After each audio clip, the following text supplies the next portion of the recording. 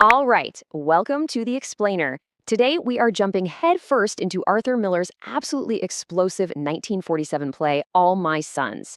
Now, this is a story that basically puts the entire American dream on trial, and it asks a really tough question. What do we actually owe to each other? So, how far would you go to protect your family? I mean, really think about it. It seems like a simple question, right? Well, for the Keller family at the center of this play, the answer is it's absolutely devastating. It's a choice that's going to tear their family and a man's very soul completely apart. So let's set the scene. It's August 1947. You're in this quiet, kind of perfect looking American suburb. World War II just ended a couple of years ago, so everything should be peaceful, right? But for the Keller family, well, let's just say the war is far from over. There's a dark secret buried right there in their own backyard, just waiting to bubble up to the surface. So, first things first, let's meet the Kellers. To anyone looking in, they are the picture of success. But they are a family living with a ghost. Their son Larry was a pilot who went missing in action 3 years ago, and that loss hangs over everything. Okay, let's break down who we're dealing with here, because this is where it gets really interesting. Each one of these people is stuck in their own little bubble of denial and hope, and it all revolves around this one big unspoken truth. You've got Joe Keller, the patriarch. He's this self made man, super proud of the factory he built. But that pride, it's hiding something pretty awful. Then there's his wife, Kate. She is living in complete denial. She refuses, absolutely refuses, to believe their son Larry is dead. And this keeps the whole family kind of frozen in time. And then you have Chris, the surviving son. He's a WWV vet. He idolizes his dad, but he's also dealing with some serious survivor's guilt. He wants to move on and marry Anne, who just happens to be Larry's old fiancée. And Anne, well, she's holding a secret of her own that could blow this whole thing wide open. And the play kicks off with this incredibly powerful symbol. There's an apple tree in their yard, a memorial to their missing son, Larry. But overnight, a storm has just snapped it in two. It's lying there, broken. Now, for Chris, it's just a tree. But for his mother, Kate, oh no. For her, it's a terrifying sign.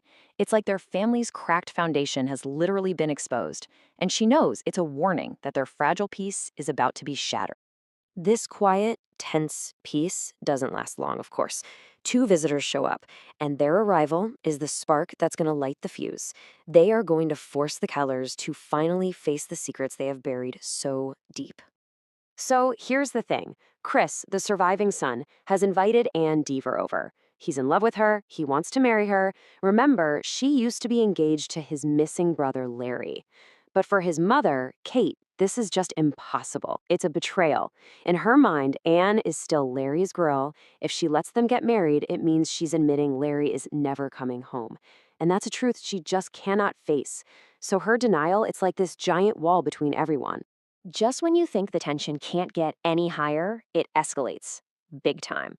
Anne's brother, George, suddenly shows up. And get this, he just came from visiting his own father in prison. His dad, you see, was Joe Keller's old business partner. And George arrives with an absolute bombshell.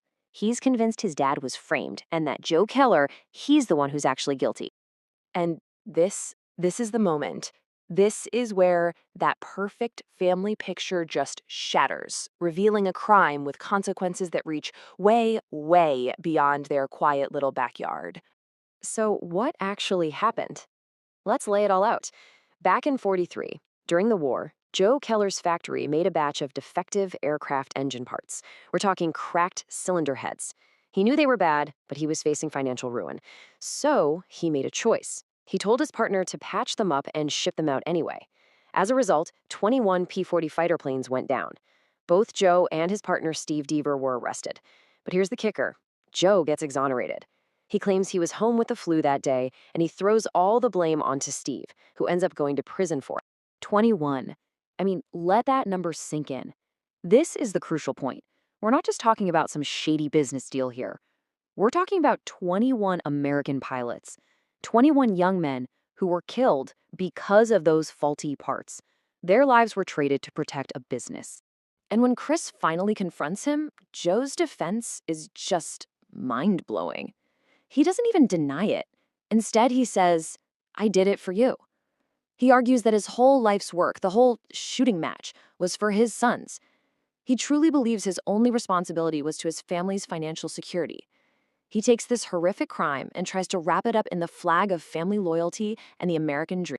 But that justification, I did it for you, for Chris, a guy who saw men die in combat, that just doesn't fly. Not at all.